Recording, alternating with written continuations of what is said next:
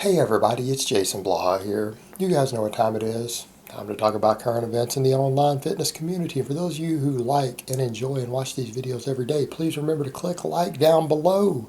Only you can help keep the likes higher than the dislikes. It's up to you to do that. I would appreciate it if you would do so. But over to the point.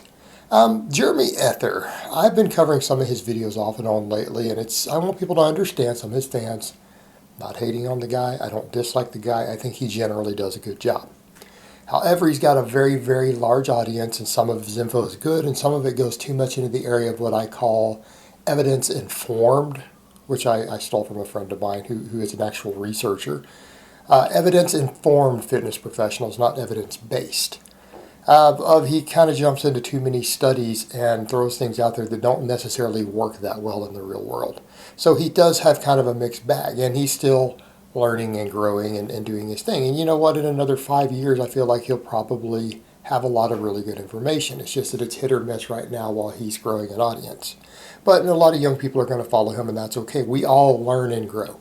Even I, as a strength coach, even I, as a lifter, in my 40s, I still come back and admit I got things wrong. I have to update my stance sometimes. I've done it even this year.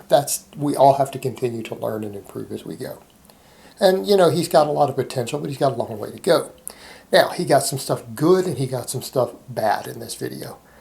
The main thing that he got really right, he discussed the fact that the bench press actually is, according to the data, phenomenal chest exercise. Right? Biomechanically, pecs are a primary mover.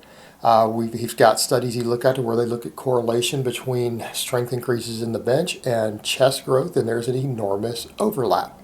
He only saw a couple of outliers in the data who didn't experience chest growth when they measured the actual muscle in their chest versus increases in bench strength. There's some reasons for that. As he pointed out, it's not just genetics. Genetics are a factor, and he said he's one of those guys who early on didn't see chest growth in his bench, and now he has, and he's catching up. And I will point out that his chest is still underdeveloped relative to his size. Okay, it is. But I agree with him that the bench can do that. Now, is the bench automatically the best, the only way to build your chest? No, there's plenty of other good exercises. I think weighted dips possibly one of the best ever overall chest exercises, but not everyone can perform them. And we can't do them particularly heavy safely. And heavy is relative. I know what you guys call heavy is not what I call heavy. If you can do it for 6 reps or 5 reps, it's not heavy. That's my definition. Anything you can do more than 3 reps with is not heavy. Nobody's doing heavy triples and singles on the dips without getting hurt.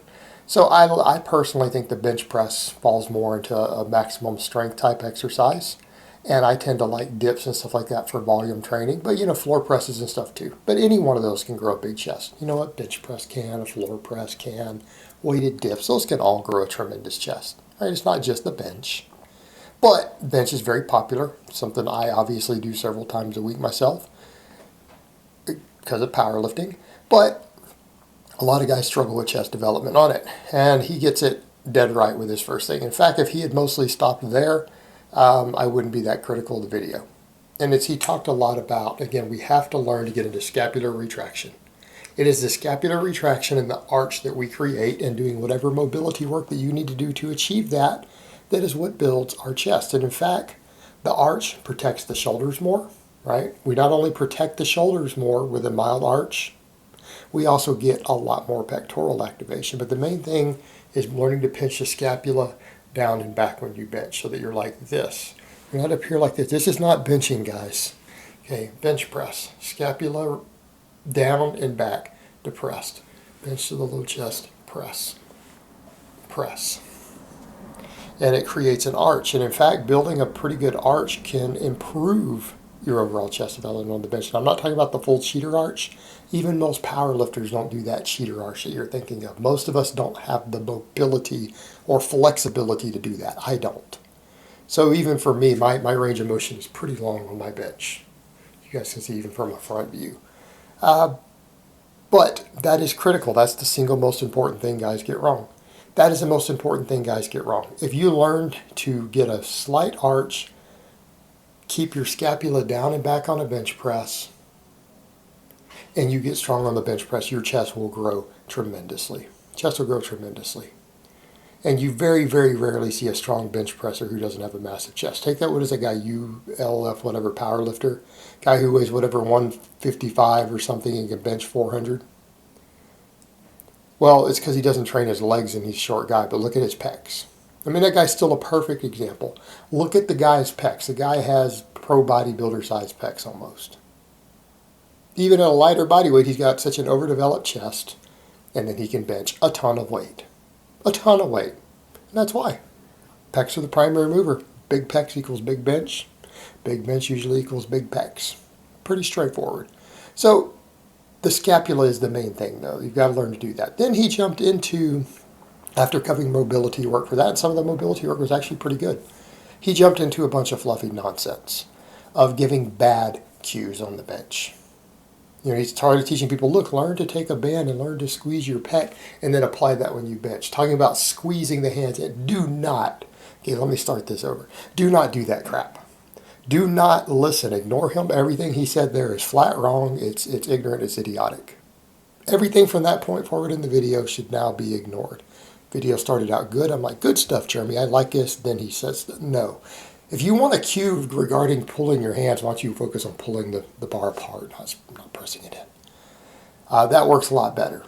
Exact opposite of what he said. So not only did he get it wrong, he got the exact opposite if you wanted to do that. And I don't personally do any of that. But most of the best coaches will tell you if you wanted to do something along that, focus on pulling the bar apart, particularly on the eccentric rep. Pull the bar apart. So what he's trying to do is get you to use internal cues.